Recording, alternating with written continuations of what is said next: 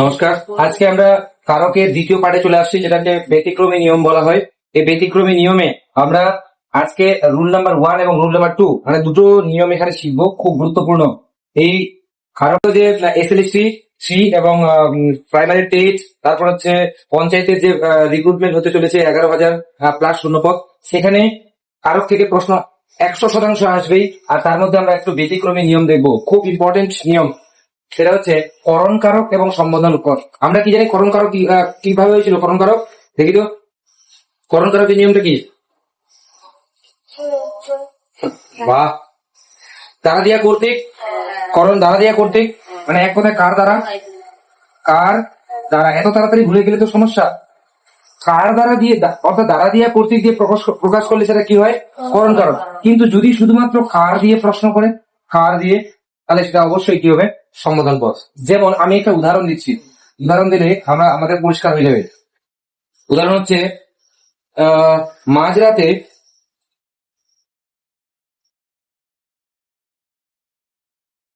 রোহিতের ঘুম ভেঙে গেল। দেখবো বিষয়টা ভালো করে। এখানে রোহিতের নিচে দাগ আছে, তাহলে এটা কোন কারক হবে? ভালো করে দেখতে হবে। মাঝরাতে, হ্যাঁ চলে, মাঝরাতে রোহিতের ঘুম ভেঙে গেল। এখানে রোহিতের নিচে দাগ কি আছে? কার নিচে? রোহিতের নিচে। আমরা জানি যে কারক কিভাবে হয়, কারক কিভাবে হয় ফার্স্ট ক্লাসে টোটাল আলোচনা করা হয়েছে। যারা ফার্স্ট ক্লাসে দেখোনি এবং ক্লাস করেনি, যাদের যাদের যাদের ক্লাসে এখনো আনকমপ্লিট আছে, অবশ্যই সে ইয়ে গিয়ে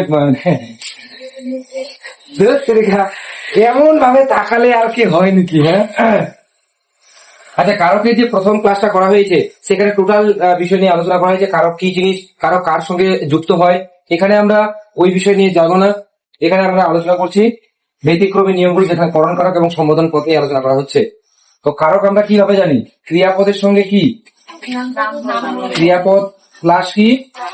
নাম পদ, নাম পদ। তাহলে ক্রিয়াপদের সঙ্গে যে নাম পদের সম্পর্ক, তাকে আমরা কি বলি? কারক। এরপরে আমরা বিভক্তি চিনবো এবং অকারক সম্পর্ক জানবো। অকারক কি জিনিস পরে আস্তে আস্তে আলোচনা করবো। এখানে ক্রিয়াপদকে, ভার্বকে, এখানে এখানে ভার্বকে ভেঙে যাওয়া, ভেঙে যাওয়া কাজ তো। মাঝরাতে রোহিতের ঘুম ভেঙে গেল। এবার যদি প্রশ্ন করা হয় কার ঘুম ভেঙে গেল, আচ্ছা কার দিয়ে প্রশ্ন করি। এখানে কি এরকম প্রশ্ন করি আমরা, কার দ্বারা ঘুম ভেঙে গেল? রোহিতের দ্বারা, এরকম তো হয় না। তাহলে শুধুমাত্র এখানে কাকে দিয়ে প্রশ্ন করছি? কার দিয়ে প্রশ্ন করছি। এই যে কার দিয়ে প্রশ্ন করছি, যে উত্তর পাওয়া যাচ্ছে, এই জন্য এটা কি হয়ে গেল? কি? সম্বোধন, সম্বন্ধ পদ। মাথায় ঢোকাতে পারলাম কি বলছি কথাটা? ব্যতিক্রমী জিনিস কিন্তু একটু, দুটো দেখ একই রকমের মনে হচ্ছে। কার দ্বারা, আর এখানে কার। কার দ্বারা হলে কি হয়? করণ কারক। আর কার হলে কি হয়? সম্বন্ধ পদ। তো এখানে যদি শুধুমাত্র কার দিয়ে প্রশ্ন করে উত্তর পাওয়া যায়, তাহলে সেটা হয়ে যাবে কি? সম্বন্ধ পদ। যেমন আরেকটা উদাহরণ যদি নিই আমি এখানে,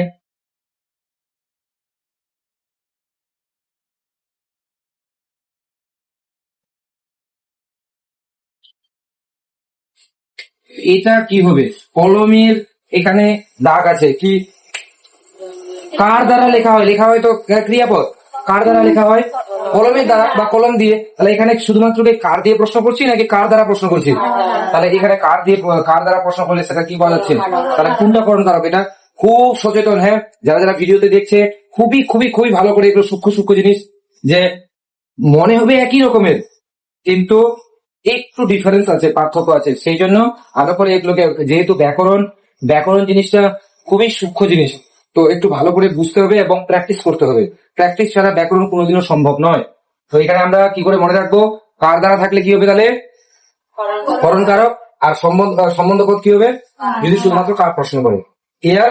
এখানে বলে দেবে। আমরা রুল নাম্বার 2 এ চলে আসছি, কর্তৃকারক এবং সম্বোধন পদের মধ্যে সম্পর্ক। আগেরটা কি দেখলাম আমরা? আগেরটা কি দেখলাম? করণ কারক এবং সম্বোধন পদ, মানে সম্বন্ধ পদ। আর এটা কি করছি আমরা? কর্তৃকারক এবং সম্বোধন পদ। কর্তৃকারকে আমরা কি নিয়ম জানি? কর্তৃকারকের নিয়ম কি? কে দিয়ে প্রশ্ন করলে যে উত্তর পাওয়া যায়? কি দিয়ে? কে দিয়ে প্রশ্ন করা, তাই না? এই সম্বোধন পদে একটা বিষয় খুব ভালো করে জিনিস লক্ষ্য করবো, এখানেও কিন্তু কে দিয়ে প্রশ্ন করা, কিন্তু একটা বিষয় আছে। এই যে কর্তৃকারকে খুব ভালো করে কথাগুলো শুনি। এই কর্তৃকারকে যে বাক্যটা আসবে অবশ্যই সেটা কি থাকবে? দাড়ি থাকবে। কি থাকবে? দাড়ি, শেষে দাড়ি থাকবে। আর এটা হয় কমা থাকবে, নচেত এটাকে কি বলা হয়? বিস্ময়সূচক চিহ্ন থাকবে। মাথায় ঢুকলো কথাটা? কি বললাম আরেকবার রিপিট করে দিচ্ছি, একদম খুবই ইজি ভাবে আমরা শিখছি ব্যাকরণ গুলোকে। কর্তৃকারকে আমরা জানি কে দিয়ে প্রশ্ন করে, কিন্তু কে দিয়ে প্রশ্ন করলে কি হয়? বাক্যটা কি হয়? শেষে দাঁড়িয়ে থাকে। কিন্তু সম্বোধন পদে কি হয়? কে দিয়ে প্রশ্ন করব, অবশ্যই প্রশ্ন করব কে দিয়ে, কিন্তু সেটা কি থাকে? কমা অথবা সেমিকোলন থাকে, বা কি বলে, বিস্ময়সূচক চিহ্ন থাকে। বোঝা গেছে? উদাহরণ দিয়ে বুঝতে পারবো আমরা।